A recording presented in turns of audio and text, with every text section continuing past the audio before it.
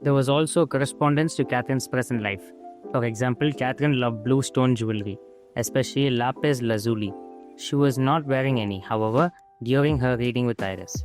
She had always loved animals, especially horses and cats, feeling safer with them and with people.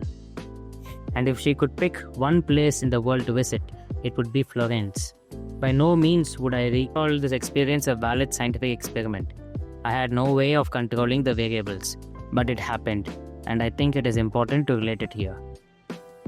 I'm not sure what occurred that day. Perhaps Iris unconsciously used telepath and read Catherine's mind, since the past lifetimes were already in Catherine's subconscious.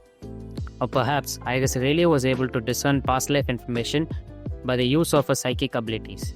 However it was done, the two of them obtained the same information by different means. What Catherine had arrived at through hypnotic regression, Iris had reached through psychic channels. Very few people would be able to do what Iris did.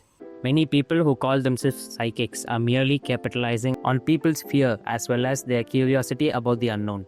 Today, psychic hacks and fakes seem to be coming out of the woodwork.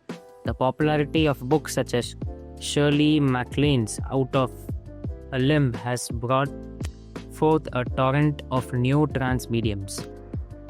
Many love around advertising their presence locally, and they sit in a trance, telling an enraptured and awestruck audience such platitudes as if you are not in harmony with nature, nature will not be in harmony with you.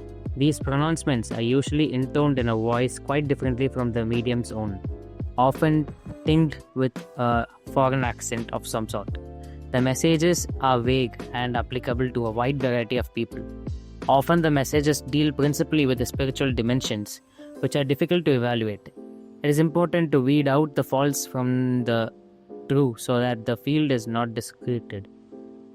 Serious behavioral scientists are needed to do this important work. Psychiatrists are necessary to make diagnostic assessments, to rule out mental illness, malingering and sociopathic tendencies. Statisticians, psychologists, and physicists are also vital for these evaluations and for further testing. The important strides that are going to be made in this field will be made using scientific methodology.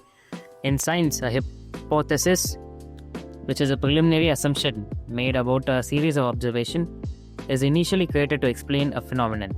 From there, the hypothesis must be tested under controlled conditions.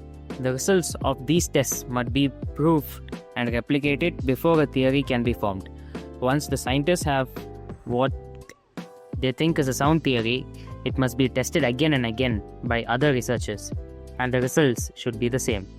The detailed scientifically acceptable studies of Dr. Joseph B. Ryan at Duke University, Dr. Ian Stevenson at the University of Virginia, Department of Psychiatry, Dr. Gertrude Schmielder at the College of the City of New York, and of many other serious researchers prove that this can be done.